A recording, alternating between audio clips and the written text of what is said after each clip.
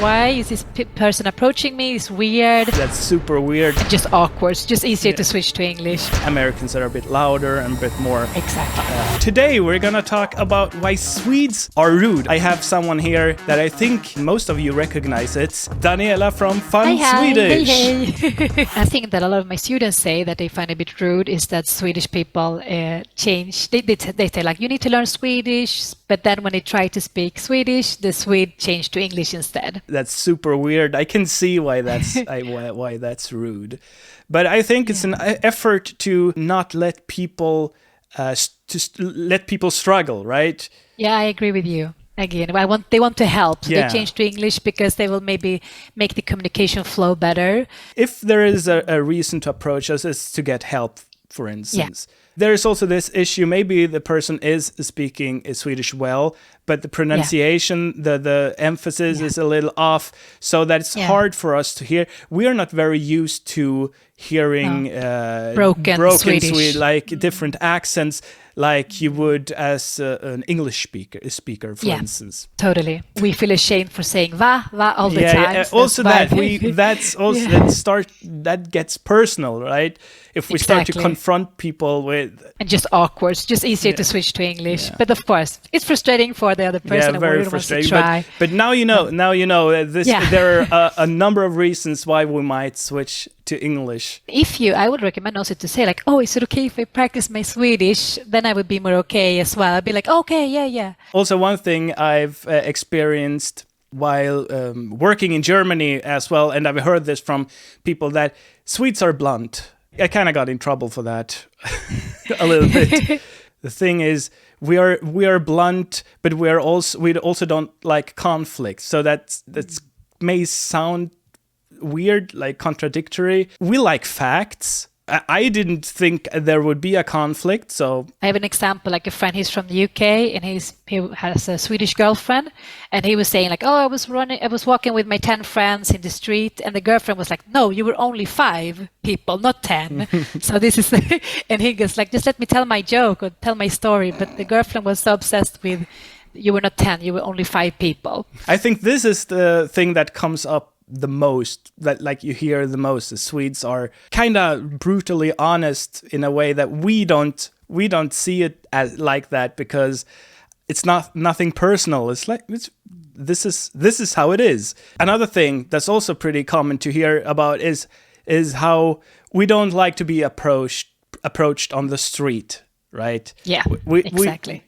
What we like to do is to give everyone space. We don't like to make friends on the street. Only if it's like 3 a.m. and you're drunk. Yeah, then exactly. Things changes. But everything changes with alcohol. Exactly. But normal day, you would think like, why is this person approaching me? It's weird. And it's even extra weird if it's another Swede. If it's someone from another country, it's more okay. That's the thing. Like, we know this. We give each other space. That's polite to us. And if a Swede approaches us, it must be something serious, or it must be someone that's mentally ill, or a drunk, or someone that just doesn't mean well. So it's actually kind of more bad to break this Swedish codes if you're a Swede. Yeah. If you're, we can also think, oh, this person is just from the States. Then it's okay, because we know maybe that other countries do that. If we know that beforehand, we are like... Exactly. We know that some cultures, like Americans, are a bit louder and a bit more straightforward. Social. Yeah. And then we can brush it off a little bit. But if it's a Swede, we can hear it's a Swede, that is... scary. That can be very scary. And I know that other people from other countries think that Swedes are very rude, and especially like one typical place is the elevator, that maybe the Swede don't want to go with you in the elevator, or at least it's how it looks like. But then maybe the Swedish is thinking, no, I'm not going to take this person's personal space, and I will take the stairs instead, so you can have your own space in the elevator. You know, we don't like small talk. In Sweden is just about the weather, for instance, or about factual things like score of the last game between Sweden and Denmark or whatever. Exactly. But the actual word for small talk in Swedish is kallprat, cold talk. So that just shows how little we like it. For us, it's polite to not put people in certain situations where we would need to talk to each other, or we would be too close to each other physically, and so on. So we think this is polite because we assume that everyone think that this is awkward. No, I know other countries this is super rude. It's like, why don't you even want to be with me? Do I smell weird? Yeah, exactly. It's very weird. And I guess it's also the same thing in the bus, that we think is rude to sit too close to someone in a bus. And in other countries, it can be very rude that you don't want to sit next to me. Yeah. That's a real culture clash. Obviously, not every Swede is the same, but it's the general consensus. Another thing is also this, the passive-aggressive notes. And this maybe non-confrontal way of acting, that maybe instead of, if you're angry with your neighbors, instead of knocking on the door and telling them to maybe in their face. You don't want to confront people, but you want to let them know that that behavior isn't appreciated. Lately, a lot of people ask me about Swedengate. Oh, yeah. Is it the same for you, Joachim? Yeah, Swedengate, that's a thing.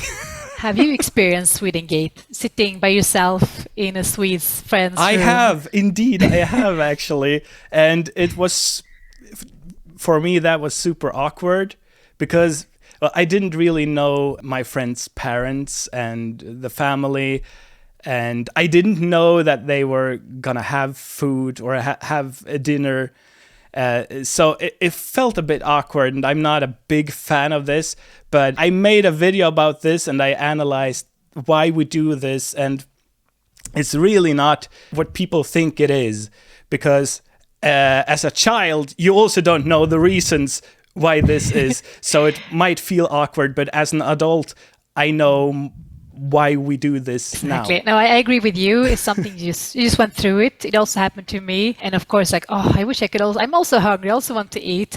But you just accept and just do what you're told to do. But I think that maybe, I remember that I could stay at my friend's house to eat, but we had to plan first. Yeah, and that's so it couldn't be key, spontaneous. right? Swedes are very independent, right? We have this word, tacksamhetsskuld, in Swedish, a really good word, and there's a reason why this word exists. So if I have children and they are at their friend's house, it will feel weird to me if they start to feed my children. Then I would feel that I have to pay, or I have to do something in return. Everyone knows this.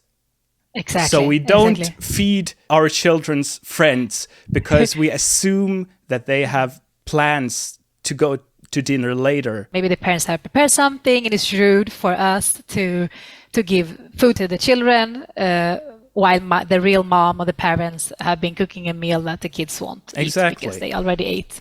I also remember that parents sometimes called and said, "Is it okay if this person eat here?" So we plan this somehow, but we don't just do, right? Because we assume that the other family, they made plans. In other countries, sometimes you just make sure that the children go home before dinner, so you don't have this conflict. And sometimes also I was like by myself in the room, and then I started playing with all the toys by myself. Yeah. I was like sneaking and like, what's inside this box or something. So I think mostly the child says, "I'm fine. I don't need." It's just weird as a kid to demand food from other adults. Like it feels weird. If you remember this, like I do, I've experienced this, and I remember this, and I thought it was awkward, and so on. Maybe we just don't remember why. But I also do remember that when I went to other friends' house that were not Swedes, it was really nice because I could taste everything. I could eat everything.